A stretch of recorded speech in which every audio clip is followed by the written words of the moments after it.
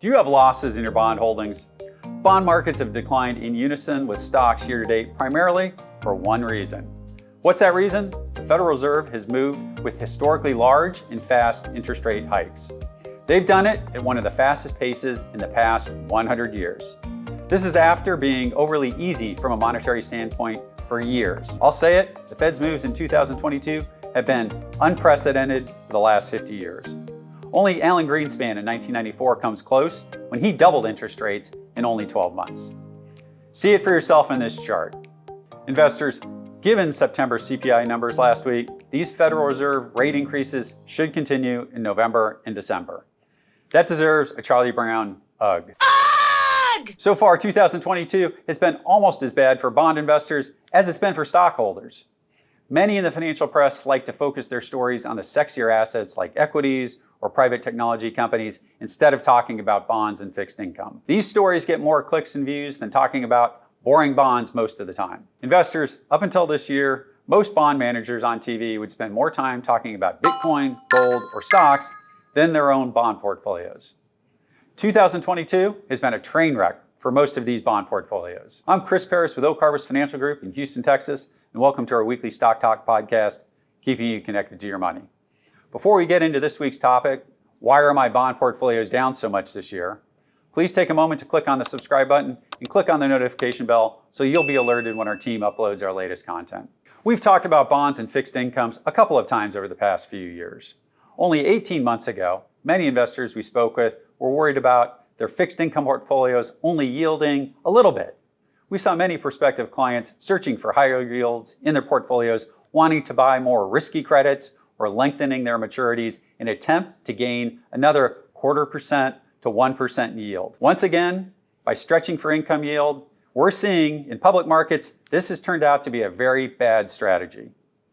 A quick refresher, in simple terms, a bond is a loan from you, the investor, to a borrower.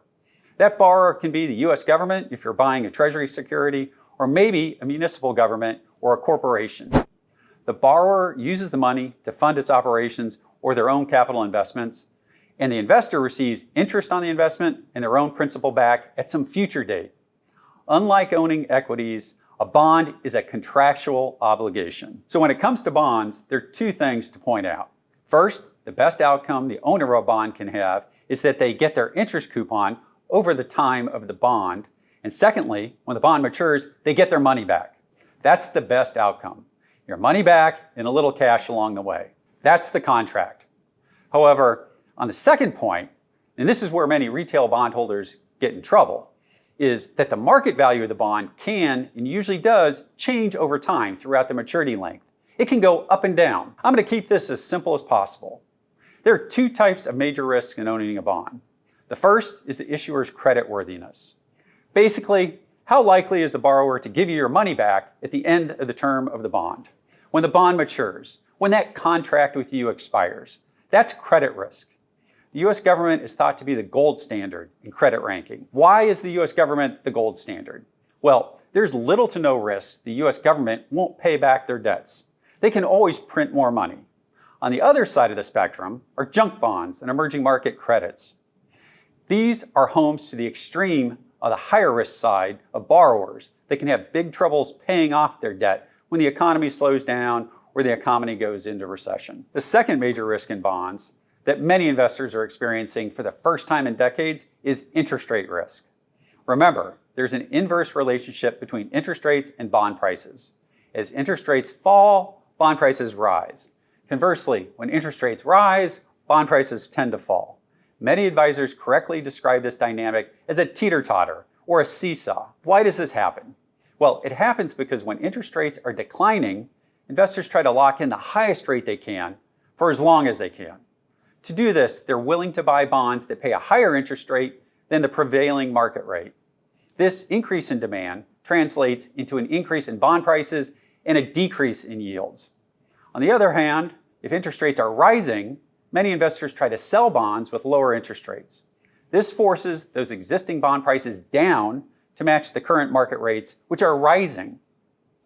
All bonds pay fixed interest rates are affected by this dynamic throughout their lives, whether they're held all the way until maturity, which would normally be back to par value, or 100, or whether they're sold at some price other throughout the time of their life. That price might be more than 100 when the bond is trading at a premium, or less than 100, which is a discount to its initial issuing price. Investors, just like a seesaw, the farther out you sit from the center of the seesaw, the more volatility, the more up and down you travel. In the bond markets, the longer the duration, the wilder the ride can be in the bond matures. In fixed income markets, this volatility to interest rates is called duration risk. Using duration, you can estimate how much a bond price is likely to rise or fall if interest rates change. This can be thought of as a measurement of interest rate risk. The longer the maturity of a bond, the higher the duration. A 30-year bond is going to have a higher duration risk than its 2-year bond. It's therefore going to have more interest rate sensitivity than shorter-term bonds. Looking at the seesaw, duration would be the distance from the center point of the seesaw. The shorter the bond maturity, the lower the duration, the closer to the center point of the seesaw you sit, and therefore the less up and down in price movement through maturity, the less stomach-turning price movements over the ride until it's over. As you move farther out to the end of the seesaw, you move farther out the duration curve. You can be traveling farther up and down during the life of the bond. However, I have to remind you, all other things being equal, both bonds will ultimately travel back to the starting point, the same resting place at their maturity. When the ride is over, when the contract is terminated at the bond's maturity, both will pay you par value, or 100, which is usually about $1,000 per bond. Viewers, looking at 2022, this has been an extreme case in duration risk. We've talked about this bond a few times the last 2 years. What's this bond? It's the 100-year Austrian government bond issued back in 2017 with a repayment date of 21/17. This is a AA+ rated country. This is not junk debt. When it was issued at 100 and yielded 2.11%. Yes, 2.11% for 100 years. Don't laugh, they did it again in 2020 and lent money to the Austrian government for another century for an interest rate of just 0.88%. Steve Mnuchin, Treasury Secretary under President Trump, proposed the U.S. do the same thing in 2019 and 2020, but alas, we didn't. As you can see, this bond is an extreme example of duration risk. As global central banks took interest rates negative with QE, or quantitative easing, in 2018 through 2020, the bond appreciated, yes, over 125% in price, to 225 in 3 years. Yes, the bond doubled in price. Since interest rates troughed almost 2 years ago, and since central banks around the world have been raising rates the last year, the price of the bond has now fallen over 70% from its peak price around 225. It now trades at 70 and yields about 2.75%, meaning you can buy it today at a discount to par value of around $70 per bond, and if you hold it until it expires, expect to receive about 2.75% return until 21/17, when it matures back at 100. This is the most extreme example of interest rate risk I can find. Why do I bring this up? Because 2022 has been a historically bad year for bonds and stocks at the same time. Bonds are traditionally the stabilizer for a 60-40 asset allocation between stocks and bonds. And in 2022, they've been anything but. When you open up your brokerage accounts, it will be unlikely that you'll see anything but red ink on them, including your bond holdings. The only question is, how much? Was your fixed income allocation stretching for extra yields by owning lower credit quality companies like junk bonds? The JNK Junk Bond ETF is down around -16% year to date.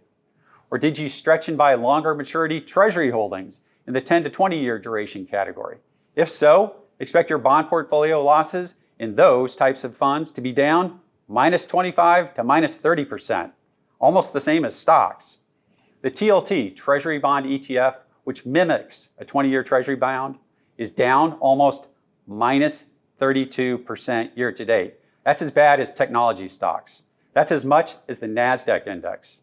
Even high-grade corporate bonds are down a lot. The LQD ETF, which indexes to an 8-year plus investment-grade corporate bond, is down almost -22%. Even shorter term, 2 to 3 year fixed income portfolios have had negative returns of between -2 and -7%, depending on how aggressive your manager was. The good news there is those yields will be adjusting higher over the next 12 to 18 months as older 2-year bonds, which were bought in the fourth quarter of 2020, that were yielding 25 basis points to 0.5%, those bonds mature. And bond managers replace them with new 2-year bonds yielding around 4% to say 4.5% right now. That's making them the best place to be in a bad bond neighborhood. Remember, the Federal Reserve monetary policies and government fiscal policies work with a lag, both on the way up and the way down.